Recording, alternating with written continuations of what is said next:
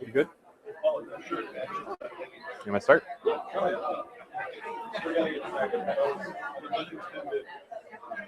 Yeah, sure.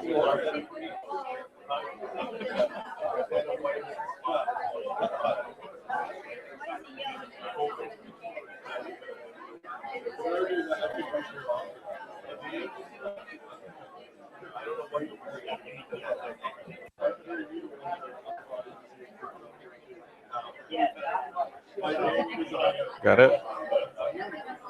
There you go. There we go. All right, thanks.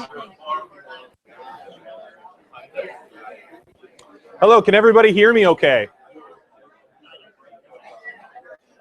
You know how to turn it on?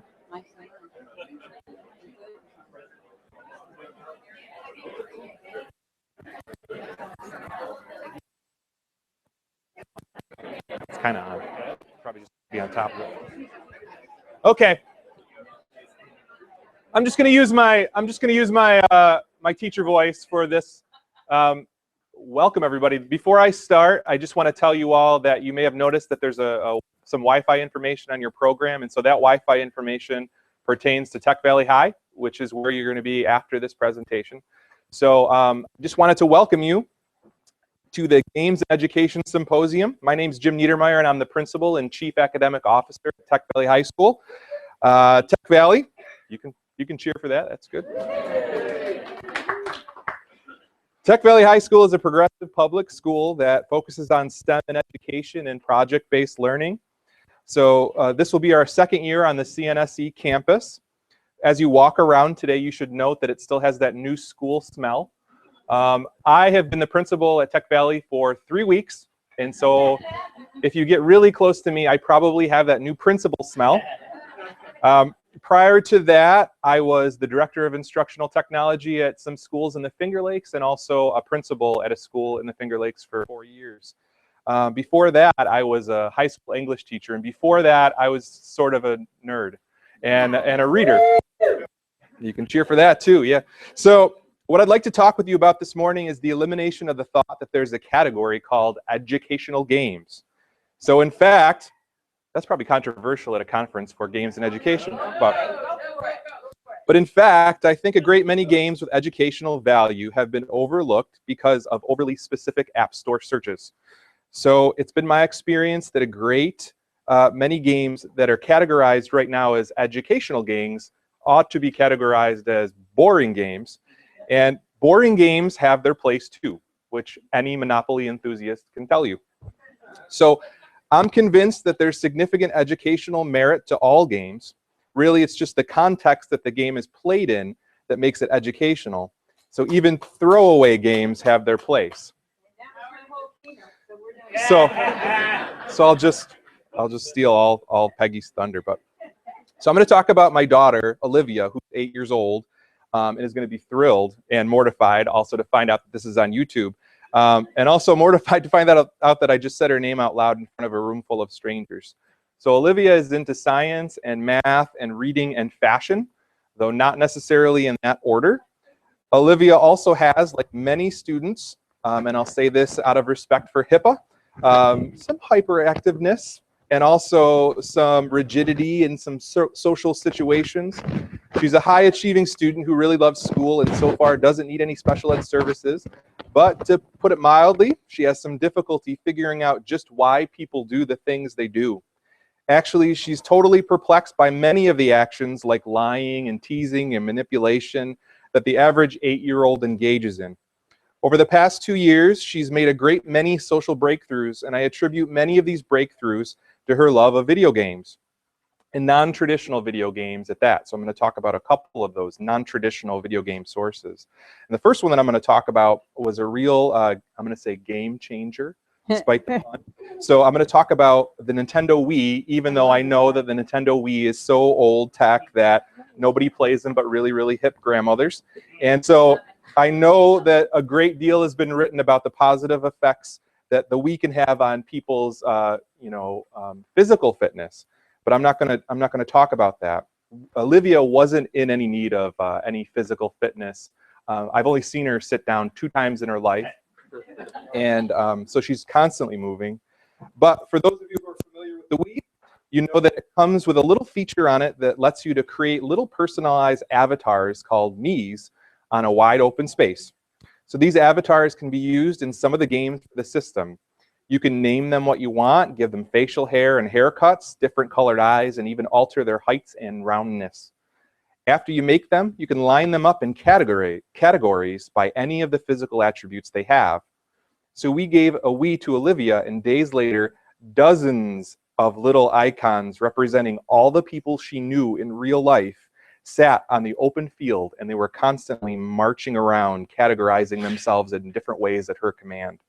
So it was fun to watch her and the pleasure she took in having some control over her world, to put things that seem so random and disordered in perfect lines, if only virtually. From others I've talked about this phenomenon, Olivia is not the only person who's infatuated with making Miis. What a simple way to make sense of the differences and similarities of people. Another thing that's helped is a free app for Android. It's kind of like The Sims, and it's set in a high school, and I think it's called High School Story. No developers of that game in here. It's good. So it's a pretty terrible game. And so at first I was hesitant to let her play it.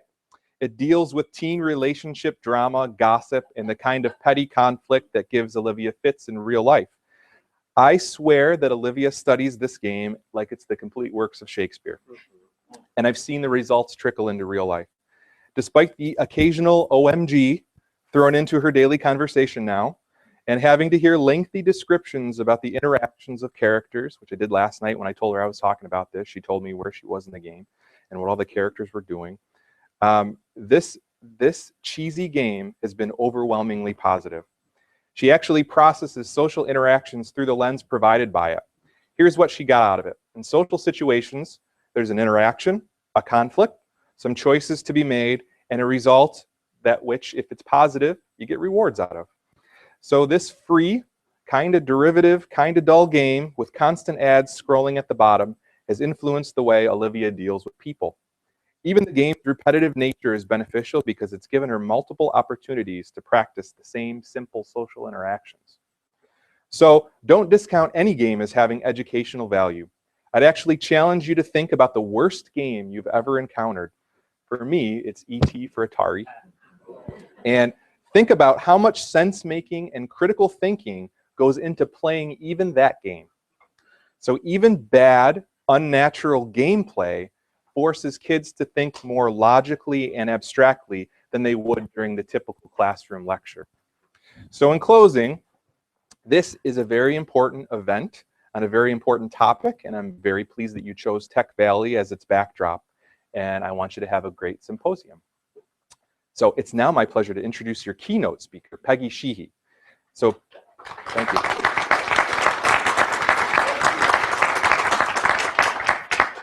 Peggy is a 6th grade humanities teacher at Suffern Middle School in the Ramapo Central School District.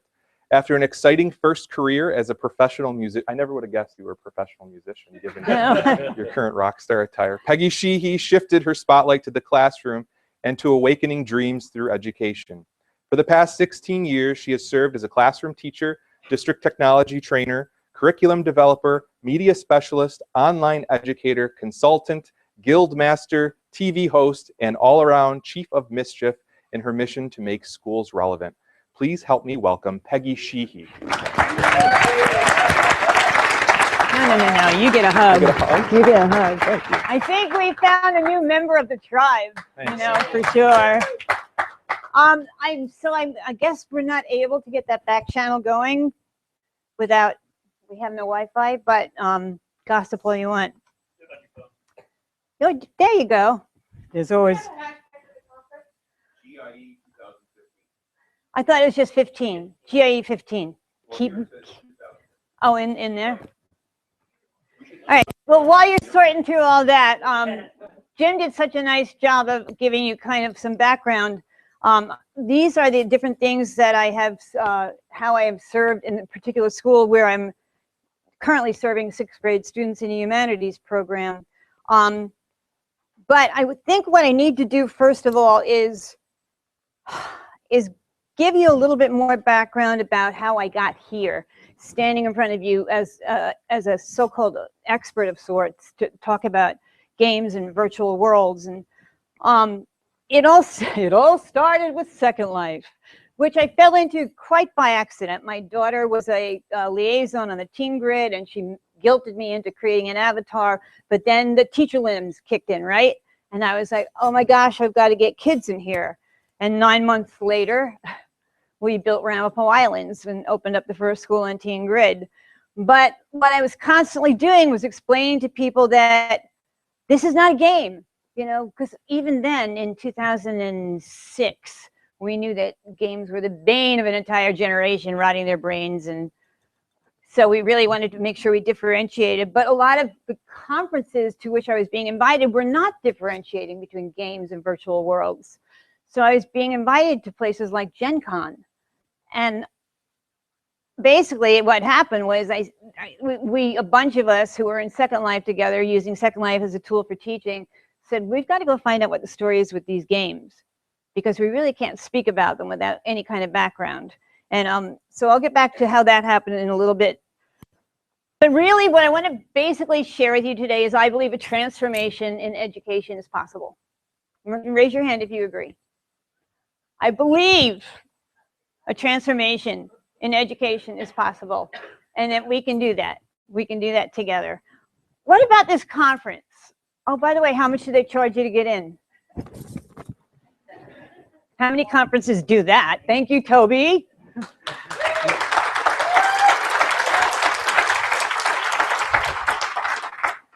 So games like World of Warcraft and Guild Wars 2, and back in 2007, a group of us teachers decided to explore World of Warcraft together because one of the teachers, my son plays this one, it seems to be popular, and we chose the Alliance because they looked a little less nasty than those Horde guys.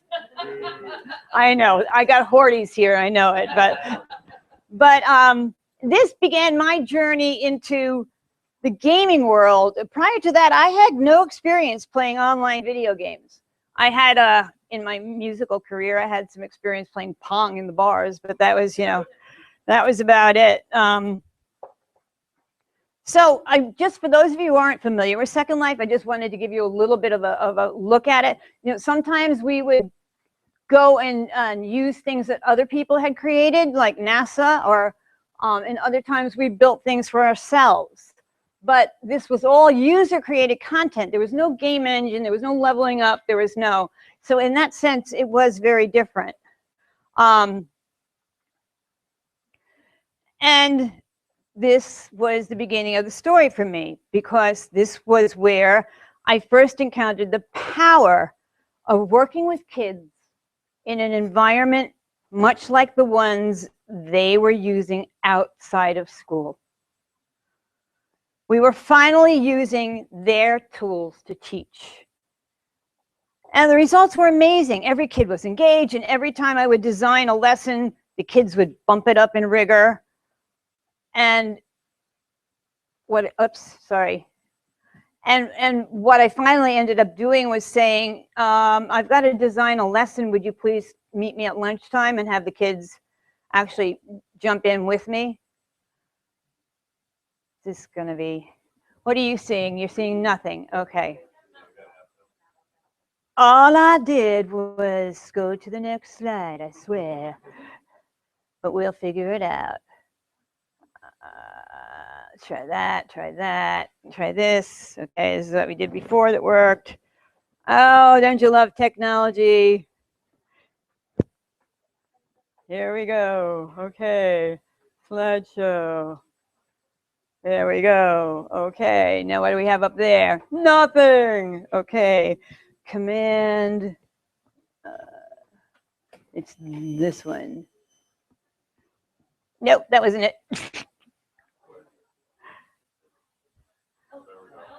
Okay, you've got it? Yeah, I don't, so that's okay. All right. And it's gone. Hold on.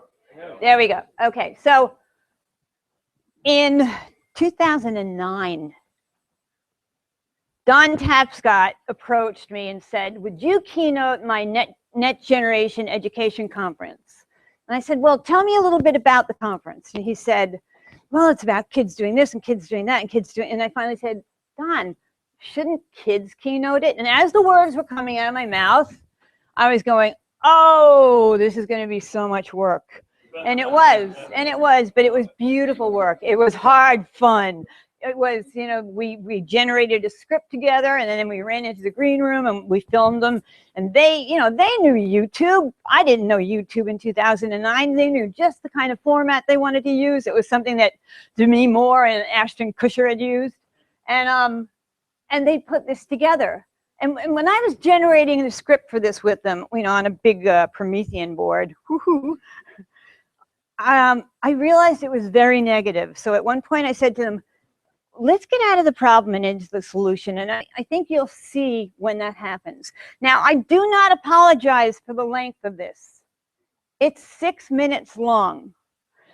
And when we first posted it and it started to go viral, Alan November called me up and said, hey, can you get your kids to do a shorter version? I can't use 6 minutes, I'll lose my audience. So I went to the kids and I said, here, Mr. November has, you know, a pretty big footprint. You know, he'll be talking to teachers all over the world, and he wants you to cut it in half. What do you think?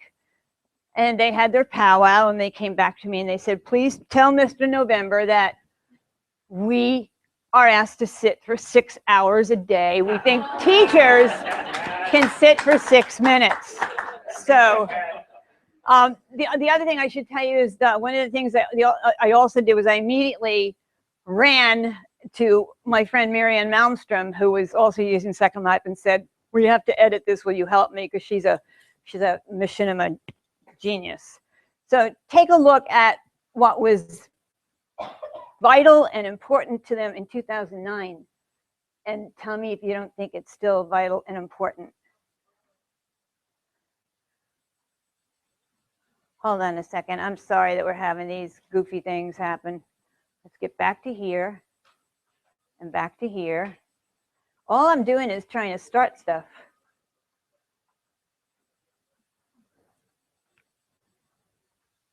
You know what? I'm just going to do this again. This works every time. And then it shows up for you, right? I just want to make you really nervous, Matt. Thanks, Peggy. Is it working? No, I mean making you nervous. I don't care. By the way, I'm not. This doesn't count against my time. I'm not like. I'm gonna yak for as long as I need to yak. Do you have a hammer? What? To my Mac? We got it. Okay, now we've got how many geeks in the room? One by one, they're going to find their way up here. Yep. So I need to be in presenter view. That's all I care about. What are you looking for? The toolbar, the preferences. Watch. If you come up here and you maximize it, and you go to home. But for the computer, the toolbar has all the different. Oh, that's on the. You can see it? Yeah, try that. But wait a minute. I can't see what I need to see. Hold on. Okay, now let's see. Okay, now I'm going to try to play the movie. Did you see that?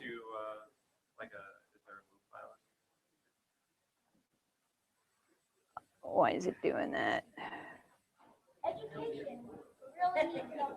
Okay, we got the audio. Hold on. Yeah, actually the file's in here.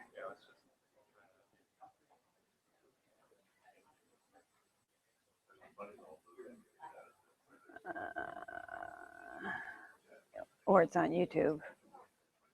It may not be in here. I might be lying.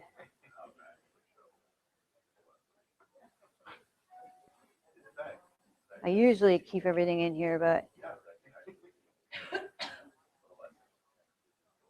you know, I've seen this happen to other people keynoting and thought, Ooh, that's creepy.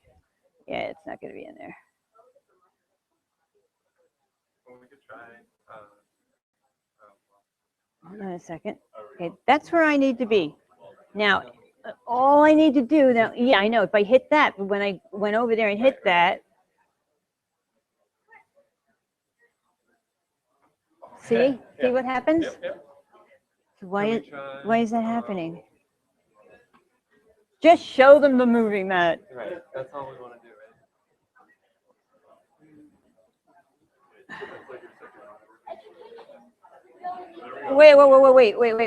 Wait.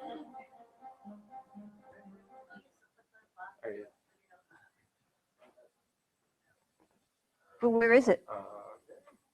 But your notes Here. are not gonna be on. Here. That's all right. I'll get back to my notes later. This needs to be here full screen. I've got this mouse here. That's the. Yes. Anyway, because your time is precious, after we look at this, we're going to talk a little bit about what the tone I'm trying to set is. Because at one point in here, I see teachers really squirm. And then by the end, they're like, yeah. But there's a sign in my classroom door, and it says, no amount of computers or technology could replace one good teacher. And I believe that. However, I also believe something I heard put so eloquently from Cheryl Nussbaum Beach. And she said, however, it is the teachers who embrace technology and use it to empower kids to create who will outlive the teachers who do not. Now, you know, in your schools, what do I have? Classroom teachers. Classroom teachers. K-12 classroom. K-6 classroom. Beautiful. Administrators. 2, 3. Okay, librarians. You will run the world. Tech people. School tech people, curriculum people. Yeah, who did I miss? Counselors. Very good, very good. Okay, special ed. Well, special ed, they're teachers. You know, you're just the ones that have an automatic highway to heaven. After school, okay. Now, we have higher ed folks here? Okay, we'll let you in. Just kidding. We want to send you the best, so. Any of you higher eds involved in teacher prep? Ooh, yeah, please stop telling them that web quests are cutting edge technology. But who's missing? I see one. No, we've got kids in there. There's kids in the back. There's kids in the back? Okay. There should be as many kids here as adults, if not more. Because if you believe, as I do, that education is business, and ask Pearson, they'll agree with you, then this is the only business that does not say to their client, how can we best serve you? And include their client in that discussion. I'm going to start dancing now in a minute. I'm trying to remember what comes next so I can skip over them when we get to them. And the other piece that I think we need to remember too is that they're loading an awful lot on us lately, aren't they? You know, they're doing an awful lot to make it really difficult for us to be creative.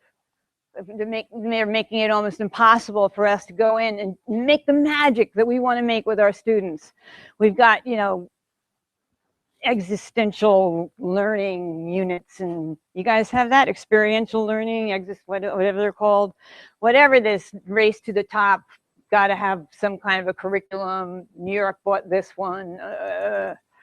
I basically went to my boss and said, with his 6 binders, and put them down and said, I won't do this because it's harmful to children. And I left. And you know, I don't know about you, but when I became a teacher, I made a solemn promise. I'm not going to do anything that hurts kids. And they're asking us to do that. Just play the movie. You can play it like that. That's fine.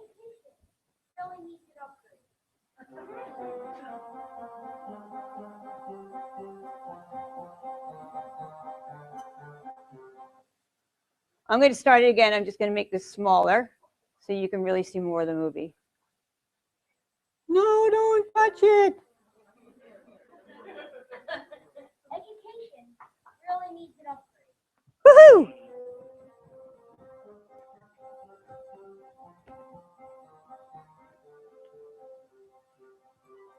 The future is coming. The future is like school. I see the future. It makes me think. I see the future.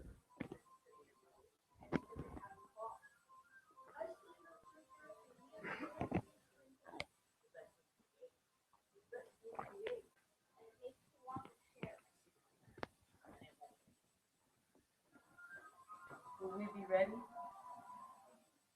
Future's trying to get in. You blocked it. You blocked it. You blocked it. Future's trying to get in. The future wants to play with us. Why don't you let us? The future wants us. Can't keep us away. The future is ready for us. Are we ready for it?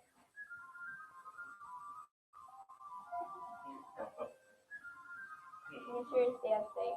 Can't you hear the music? The future is ours. You have to give it to us. The future is ours. The future is ours. You have to give it to us. The future is scary. Don't get too close. The future is coming, whether you like it or not. I can't create my future. Tools for that. I know how to memorize. Teach me to think. I know how to recite. Teach me how to create. I know what you said.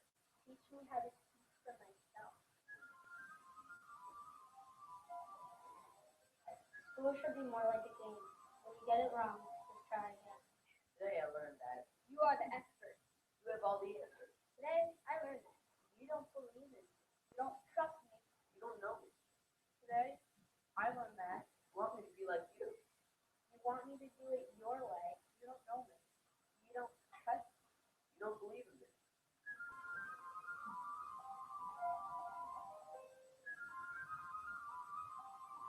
Let the future in. We want to talk to the world. Ask questions. Share. Work together. Play together. Explore. Discover. Create. Learn our way. Make mistakes. Try again.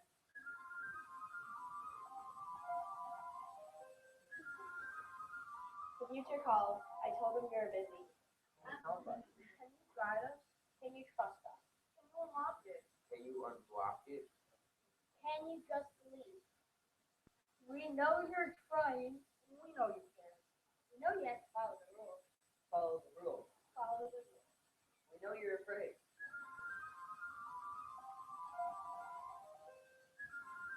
This is our future. Let us have a say in it. We are not afraid. We are not afraid. We're not afraid. We're excited. We are not cheating. We are collaborating. We are not irresponsible. We are courageous. We're not reckless. We're pioneers. We are not lazy. We are bored. Bored. Bored. Bored. Bored. Bored. Bored. We're not angry. We're frustrated. We are not stupid. We're all different. We are different. We're different. We are different. We're different. We're just different. You want a chance to embrace your future. Give us a chance to embrace ours. We want your help. We want you to understand us. We need your help. We need your wisdom. We need your experience. We need your guidance. But we don't need your permission. Help me get there. If you can. Step out of the comfort zone. Out of the box. Out of the textbook. Out of the testing. The testing. The testing. The testing. Let me show you what I can really do. Let me build it. Let me photograph it. Let me sing it. Let me record it. Let me dance it. Let me act it out. Let me show you what I can really do. Let me analyze it. Let me sing it. Let me program it. Let me dance it. Let me explain it. Let me paint it. Let me show you what I can really do. Let me play it. Let me play it. Let me play it. Prepare me for my future. Tear down the walls. Take a chance. Help me get there. Help me get there. Help me get there. The teacher asked me to come. Future asked me to come. The future asked me to come. It said you could come too. It said you could come too. I said you can come too. You should come too. The future is happening right this very minute. Outside of school, we're there already. We want you to be brave and come with us. Come with us. Come with us.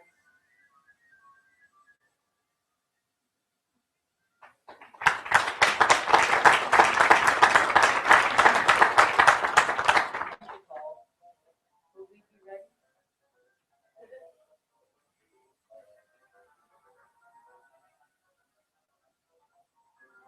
Thank you.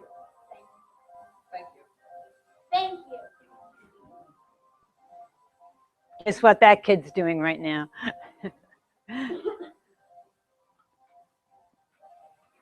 Marianne's right here in the front. No clue. Just give him a wave. We're going. We are gone. We're gone. We're gone.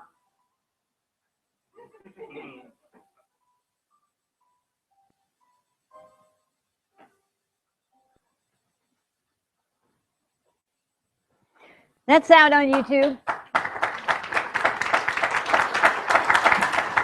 And you are welcome to use it for any positive purpose that you may have.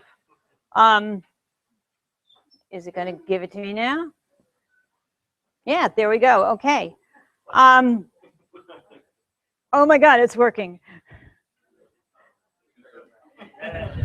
Okay, there you go. So as I said, now allow me to clarify the tone that I want to hear. And I told you about the signs on my classroom door. But still, take a look at this picture and tell me what's wrong. What's wrong? Shout it out. Rows. Right? They're still, even though they've got Facebook and all these things on their screen, they're still sitting in rows. And that's the unfortunate truth in most of our schools. Right in line with the industrial age model for which schools were originally designed. And that is what Mark Prensky calls digital stupidity. Because the kids are in rows and they're waiting. They're waiting for us. Oh God, I'm afraid to hit this. Okay, there we go. Now, I want you to understand, we're going to be bouncing around a bit here, that I was not a seasoned gamer by any means when I first started using games in the classroom. I was a total noob. As you can see, I'm standing in the fire here. But I had experienced how this game was teaching me how to play it with all the same methods that I had learned in teacher school. You know, all the pedagogical methods, you know, in all the method classes that we took. This was what the games were doing intrinsically. And, you know, things like just-in-time learning and experiential and right on the cusp of difficulty, but always within my regime of competency. So basically, the noob that I was knew that I had to maybe rely on some experts. And by the way, this slide deck will be up for you to access it, so you don't have to worry about grabbing anything. But these are some of the people that started to inform and advise my design for games and learning, but not all. And some of these experts are quoted in this presentation, but I really hope you'll avail yourself of their work. Mark is the guy, you can take his book and hand it to a parent who's like, doesn't get it at all. You know, if you try to hand them Jim G's book, their eyes are going to bleed from footnotes. But if you hand them Mark, they get it. And I don't know what happened. Somehow Seymour Papert fell off the planet in terms of, you know, teachers aren't being taught about Seymour's constructivist learning. I mean, he was right under Piaget. And, you know, although he's injured and not public right now, he was such a powerful, powerful force. Please read him. Gary Steger has a blog called The Daily Papert. And it's just fantastic. And the 2 books that he wrote, I mean, in 1965, Pafford was saying that new approaches to teaching and learning can help us avoid digital stupidity and become digitally wiser and more powerful. And he's also the guy that came up with the hard fun thing, because he was one of the designers of logo, and they were experimenting it with, oh, that's a language, guys. And then that's about all I know about it too. But they were experimenting, trying it out with kids in the classroom for the first time. And as the kids were leaving, Seymour was standing by the door and new kids were coming in. So a kid coming in said to the kid going out, "How was it?" And the kid going out said, "It was hard. It was fun. It was hard fun." And that's exactly what we're looking for here. We're looking for that hard fun. Now, full disclosure, I am chapter 7, but that being put aside, this is probably the best book about education and gaming that's ever hit the market. And on Amazon, one of the reviews said, "This is the best book since Jim G's What Video Games Have to Teach Us About Learning and Literacy." And Jim G wrote the next review, and he said, "It is a better book than mine, and he's a better writer."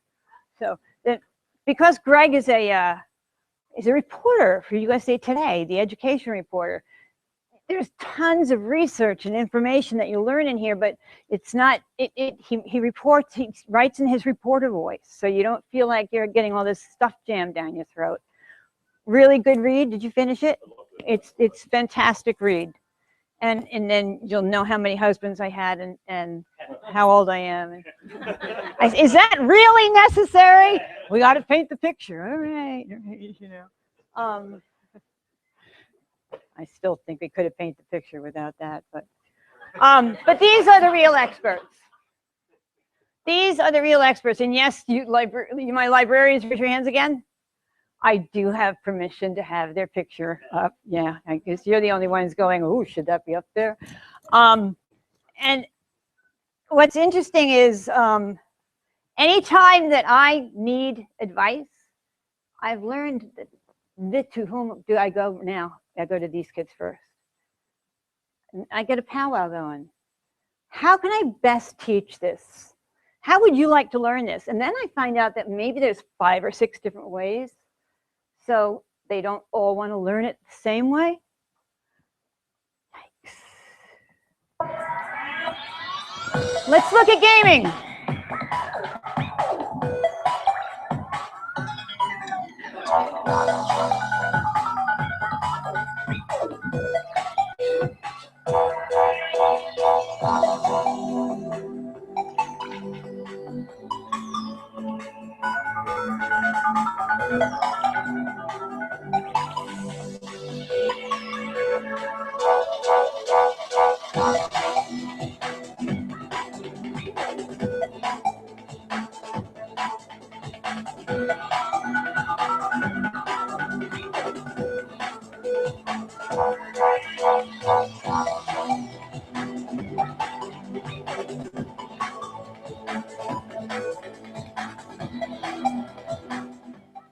And their stats come from a lot of legitimate sources. They're not just, let's use this and let's skew the data this way because it'll say what we want it to say. But they all agree, all the people that wrote all those books, gaming dominates the 21st century. That's the one we're in, by the way. It dominates above any other form of entertainment. It earns more capital. It's more invasive in terms of being in every home, because whatever happened, all of a sudden we had mobile units. Everybody had this thing in their pocket. So people are now gaming in the intermissions of their life. You know, they're gaming online at the grocery store. They're gaming at the dentist's office. Raise your hand if you're a gamer. Raise your hand if you don't think you're a gamer. Do you play tennis? Do you play bridge? Do you play chess? Words with friends. That's always the one that gets them, oh yeah, okay. You know, That's the kind of little intermissions we're talking about. And I'm really happy to say this quote. The quote is, "I'm calling for investments in education technology that will help create educational software that's as compelling as the best video game." Barack Obama, 2011. And the good news is the US Department of Education gets it.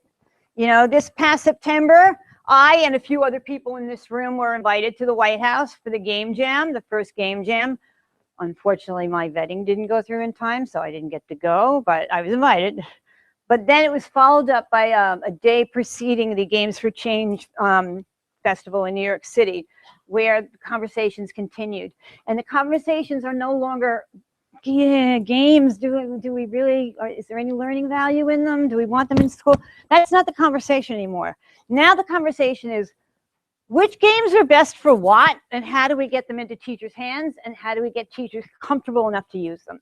That's the new conversation, and that's an important one. In the last decade, video games have stepped into a prominent place in the lives of our children. Kids today acquire digital literacy informally through play.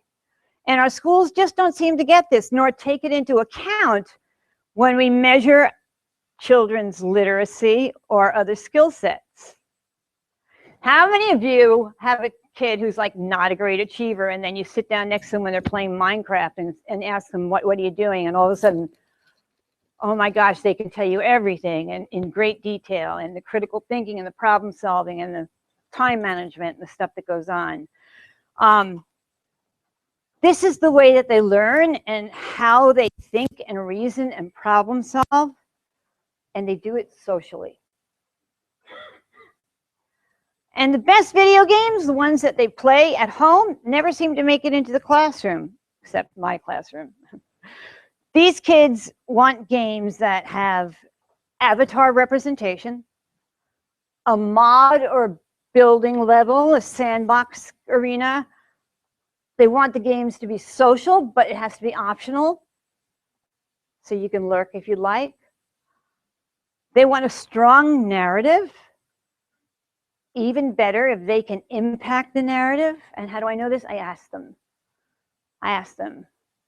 Because I was going to speak to game designers last week. And I asked my kids and I asked my teachers, what do game designers need to know? And the kids said, well, that's what we want. What they don't want is to have their games mutilated when forced into the .edu mode, and that's what Jim was talking about earlier. I realize that this is a kind of a snarky title, but along with the terrific advancements in educational gaming and the dreaded invasive remakings or remixes in the process of adapting it for school, the kids feel we've ruined a lot of their games, and they're not fooled easily. They're not fooled. I asked my student for a 2-minute video. Show me what you play outside of school.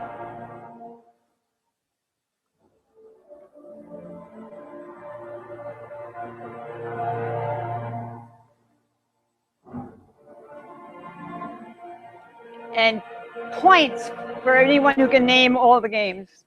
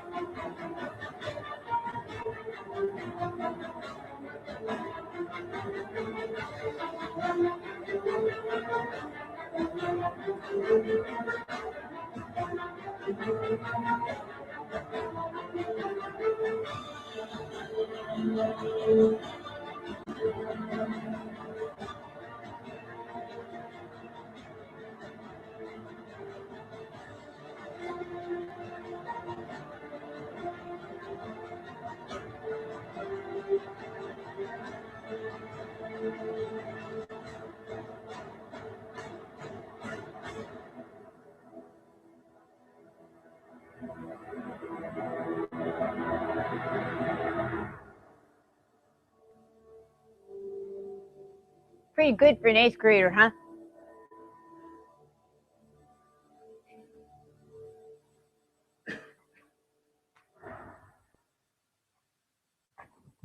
Now, when they do that outside of school and we bring them into school,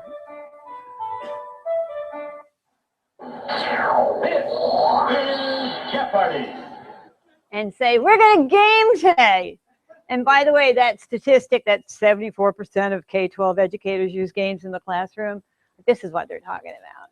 I know it. Because this is sanctioned.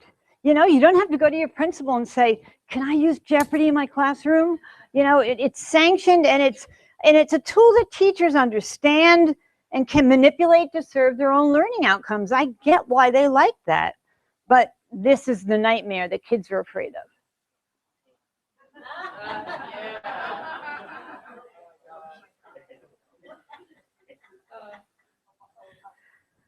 So I've talked about gaming, I've talked about kids, but what about teachers? The teachers I've spoken to are not saying no to games. They're not declining a more playful mindset, but they're saying, show me. What does it look like? What does the learning look like? Show me how to begin. Show me how to start. And these are some quotes that my teachers, when I said, what do you want game designers to know? This is some of the quotes that they gave me. You know, teachers are saying more than, we need games that fit into a 50-minute time period, or I need games that have assessment built in. They're saying more than that. They're really thinking. Even the ones that like are not gamers per se, are being really thoughtful about what they want. Because teachers can't think about gaming. Just a select few. Because the majority of us have to think about the almighty buzzwords and the standardized tests now used to measure teacher competency. And the common, you can put whatever word you want in the middle, core, okay? Yeah, I know. But we have these two buzzwords that are floating around with all those others, and one is gamification and one is game-based learning. And the definition of gamification, oh boy, how to start an argument without even trying. But I think it's safe to say that gamification is the application of game mechanics to non-game entities to encourage a specific outcome. So what you're doing is you're taking some of the things that games do and you just use them in your classroom. All right. It's kind of like that. You know, they're engagement things. They're a system of carrot sticks to promote desired behavior. And when does it make sense to use this? To encourage a specific response or behavior, to promote competition, to engage students, to help students track their own progress. The problem is that many are currently calling gamification is in fact usually nothing more than the process of taking the thing that's least essential to games, points and badges, and representing it as the core of the experience, whether it's a digital badge or a physical badge. I mean, they're great tools for communicating progress and acknowledging effort, but neither points nor badges in any way constitute a game. Games just use them as primary school teachers and coffee shops have for centuries. So to help people visualize things they might otherwise lose track of. They're the least important part of a game, the bit that has the least to do with the all rich cognitive, emotional, and social drivers which happen in a well-designed game. But the good news is we have a number of gamification experts here. How embarrassed are you? In fact, we even have the guy who wrote the book. And he'll be doing a session for you along with and Steve Isaacs will be doing some sessions on his own as well. He's also tomorrow's keynote. Come on, there it is. You bounced in. But as long as we're talking about gamification, you got to know this guy. You got to know Paul Dervasi.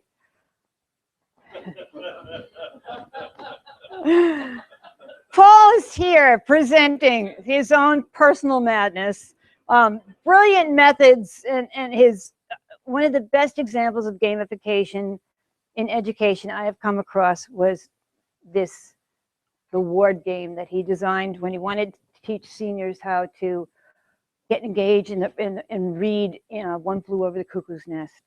And I met him here. I walked into his session. I sat down going, what's this guy all about? And within 10 minutes, I was like, and then when he talked about his students and his eyes welled up and he had to stop and compose himself, I went, that's it. I have a new hero.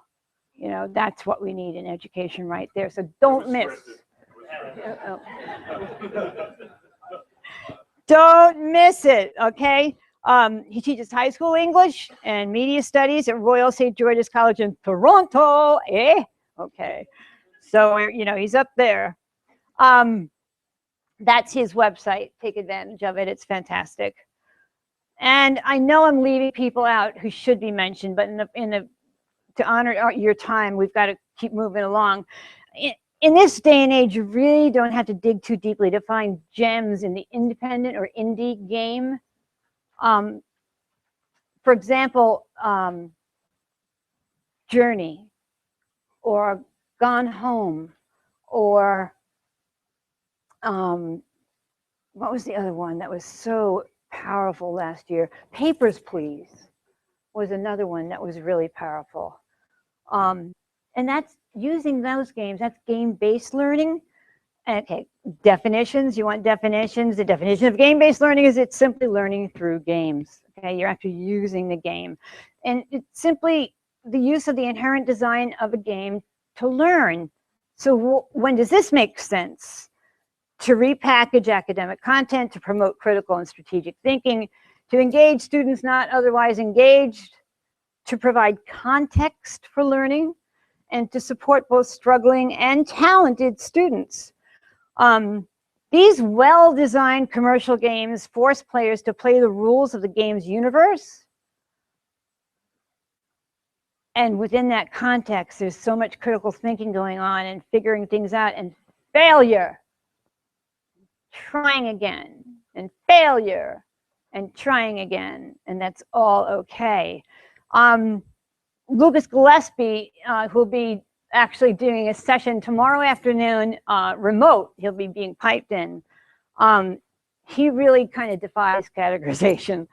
He does it all. When I met Lucas at Games Learning and Society, he already had years of experience working informally with students with different MOGs, multiplayer online games.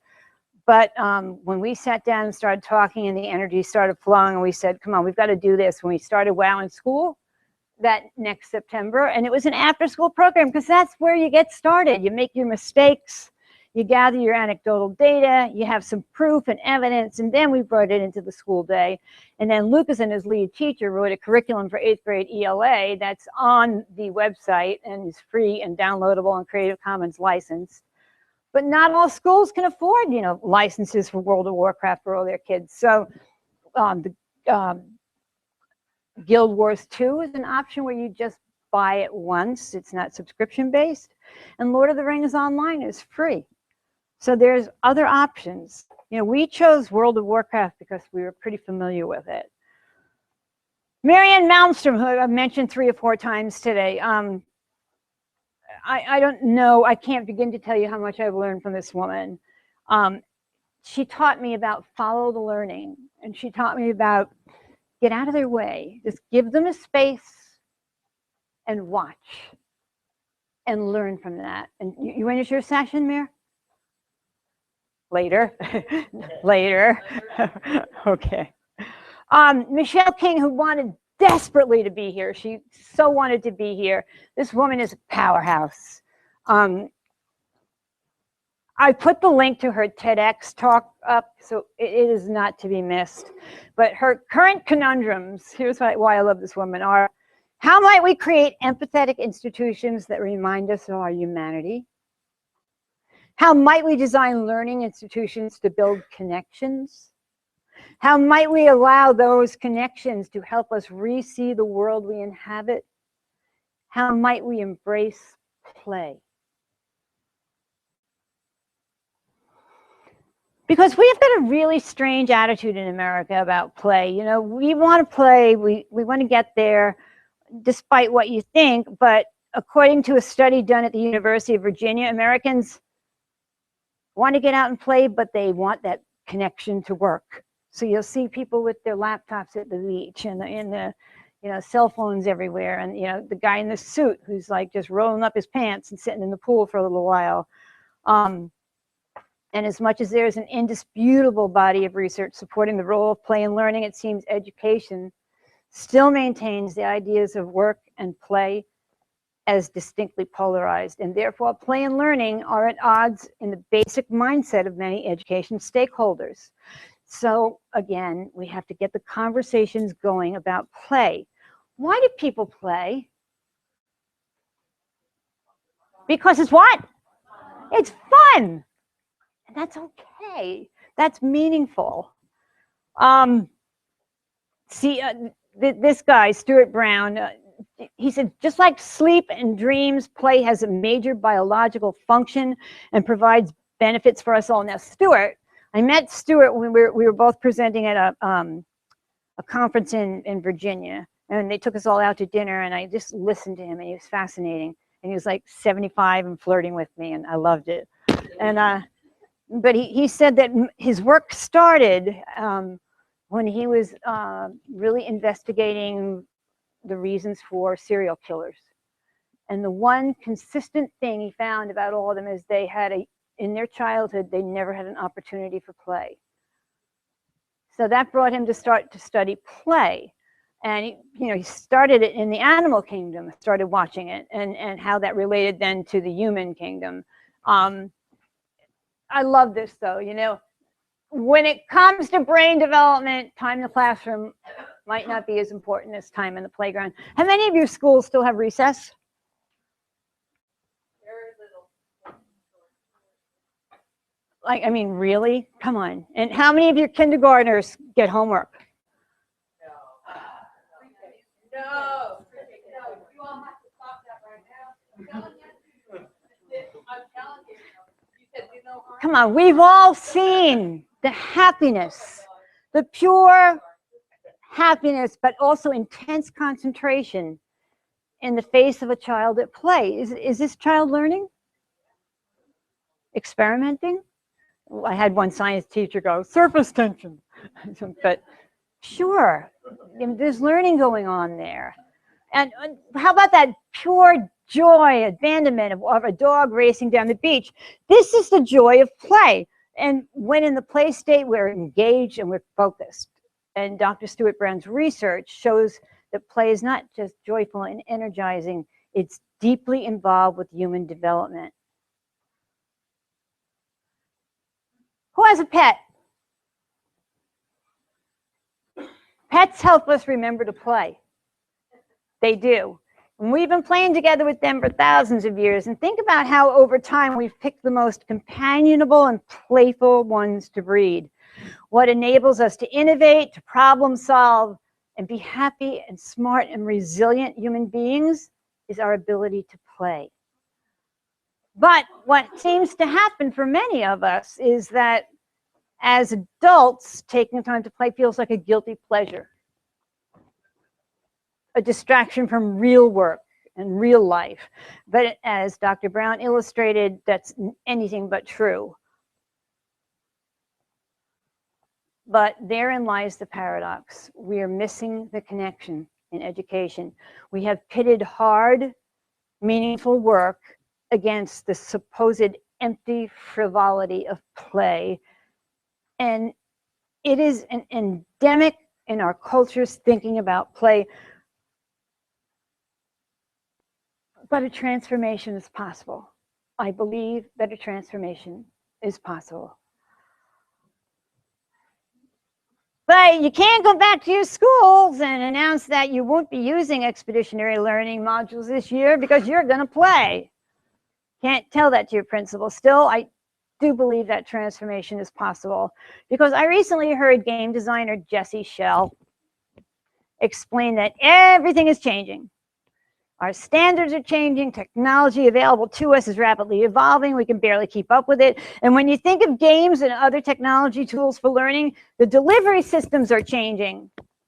From desktops to laptops to consoles to handhelds and now to tablets and smartphones and ARG devices. And let's face it, our students have changed, their parents have changed, and the world has changed.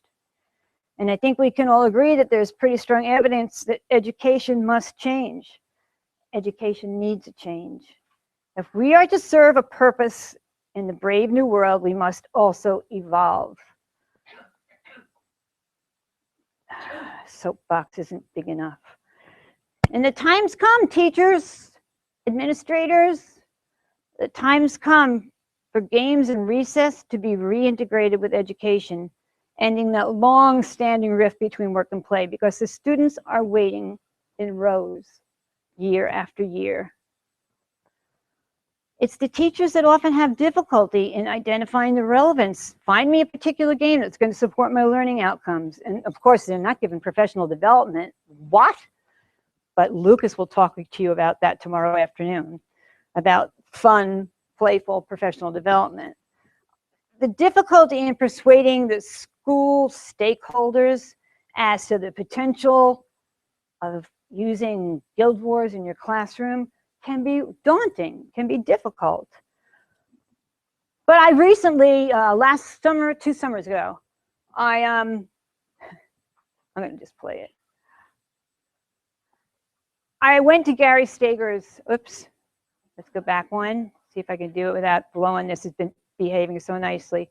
I went to Gary Steger's conference, Constructing Modern Knowledge, which has no vendor hall. It's not free, but, and I'm going to talk over this. And I watched teachers on the end of day one go, oh, I don't know if this is for me. And I watched over 5 days the transformation happen. They were given 5 days to just play. And it was absolutely amazing, the changes. They started with, I don't know if this is, and they ended up with, I can't wait to get back to my classroom and do this stuff.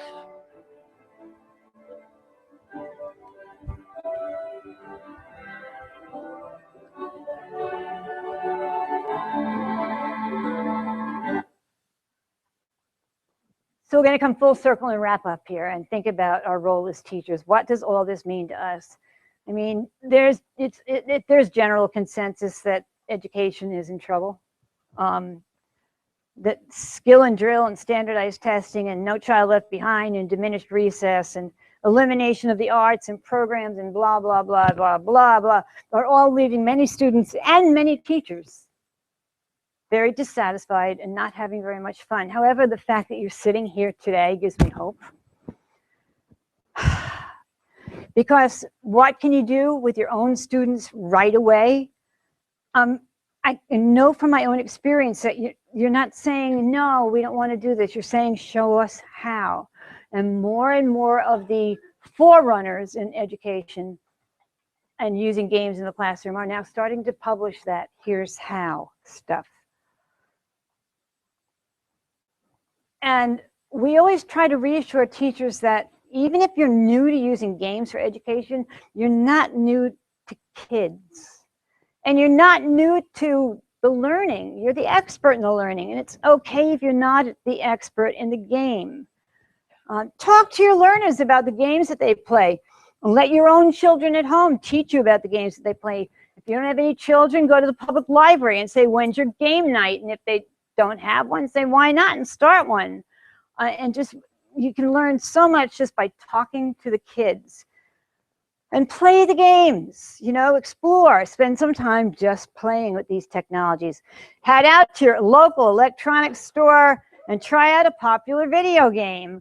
Or have a game day in your classroom and let the kids show you. Getting familiar with games is just an open mind and a click away. Put on your teacher lenses and observe how these games teach you how to play. And there's aggregators coming up all the time, new aggregators being developed. So you can go to them and say, I need to talk about westward expansion. What game will help me for 4th grade? And it'll show you what game will help you. And don't limit yourself to what's known as educational games, right, Jim? As in truth, many of them will leave the students cold, really cold. And again, I'm powering through these last few because I want you to understand that you can learn by lurking. You don't have to like jump in with both feet, and you know, you don't have to. You can just kind of watch and listen and read and understand.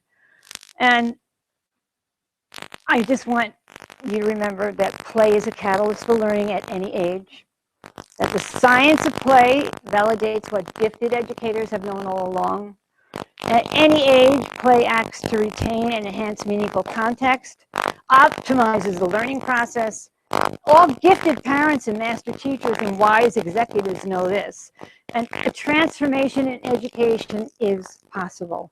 If we apply the understanding from the science of play and provide our teachers with the tools, the students will respond. They're primed to respond because they're sitting in rows waiting. And this is the quote of the century here. Nurture a play ethic, even if you just start with little baby steps. And I'm going to leave you with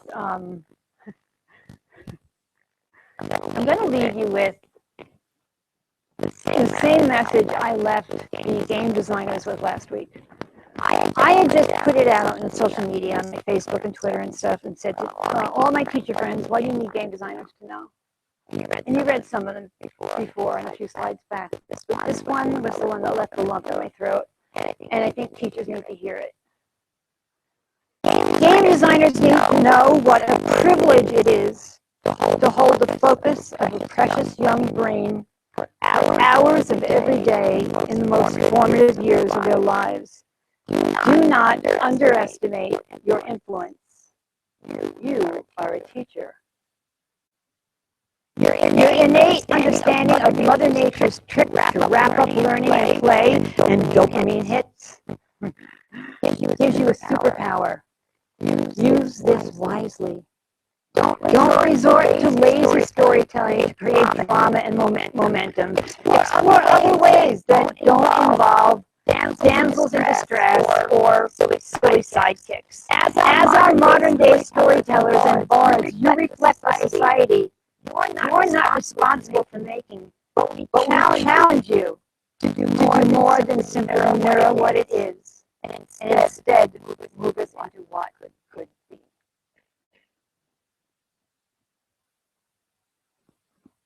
And I'm going to wrap up there. And I just want to thank you for being here at this conference and reaching out and spending a summer day wanting to learn. I want us all to give your applause and Matt. For making this available to us. I don't know about you guys, but I don't have any income coming in myself. So when a conference is free, it's like I can actually go to this one. Yeah. Please.